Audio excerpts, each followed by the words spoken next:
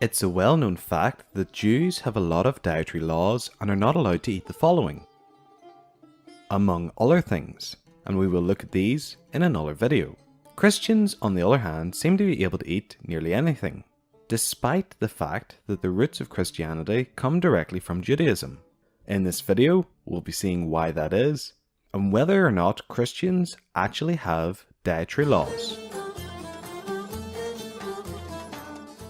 So firstly, let's ask the question, why can Christians eat pork and other meats deemed unclean by Jews? Well, naturally it's due to the key difference between the two religions, which is that the Jews are still waiting for the Messiah, while Christians believe the Messiah has already came and revealed himself. For the Christian, the change in the law stems from the life and ministry of Jesus, as well as Peter and the apostles. One specific incident in Jesus' life is usually used to show the change in dietary laws. The incident in Jesus' life takes place in the Gospel of Mark chapter 7. In this chapter, Jesus is rebuking some Jewish religious leaders known as Pharisees who were complaining that Jesus' disciples did not follow a practice of ritual cleaning. Jesus pointed out that the Pharisees were being hypocrites as they were careful to follow the outward laws and yet were not living in line with God. In verse 18 he said that what goes into the body does not defile a person, as it does not go into the heart, but rather what comes out of the person defiles them, before listing a number of sins. In most translations, verse 19 comments on this by writing in brackets that by saying this, he declared every kind of food acceptable in God's eyes. Now, this seems like a case closed, and that Christians can eat any meat. But note that I said this is in most translations, and that's because old handwritten scriptures sometimes contain footnotes, and some scholars believe that this statement is just a footnote and not part of the actual text. But even without this comment, it's clear that this argument about eating other meats could be made from this text. The next, and possibly most important event in the removal of the dietary laws is found in the book of Acts chapter 15. The book of Acts follows the lives and the work of Jesus' followers, and the transition from Christianity, from being just a Jewish sect, into a wider reaching religion.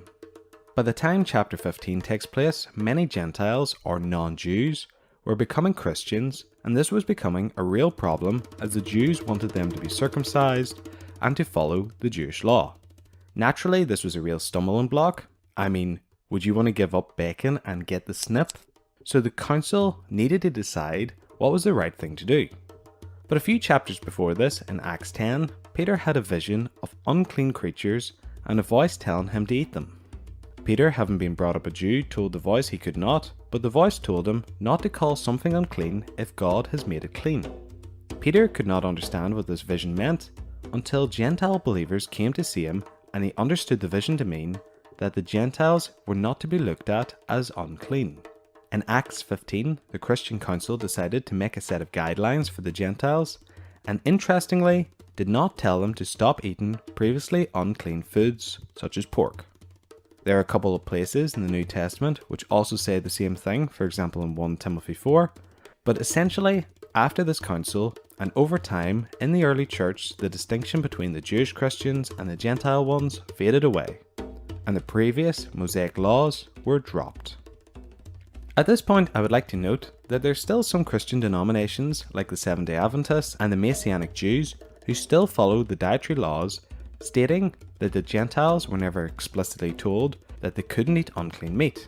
But in the wider scheme of things, such groups are in the minority. So you might be thinking, well then, Christians can eat whatever they want, right? And well, you would be kinda wrong. You could say Christians aren't meant to eat meat on Friday, which, while true in some traditions, that's all it actually is, a tradition. But Christians are actually forbidden to eat a couple of types of food in Acts 15. These are food offered to idols, meat of strangled animals, and blood. The purpose of the ban on eating foods offered to idols is very simple. It was to show publicly that they did not worship idols, and it wasn't that the dedicated meat was supernaturally harmful. In certain towns, this would have been very hard, and possibly could have meant not eating meat at all for certain people. Naturally, this is not an issue today, well, at least not in the West. The reason for strangled animals is that strangled animals do not have the blood drained from their bodies, and thus break the restriction on blood. And blood was not eaten because God said in the book of Genesis 9:4, "You must not eat meat that has lifeblood still in it." Why was this command given?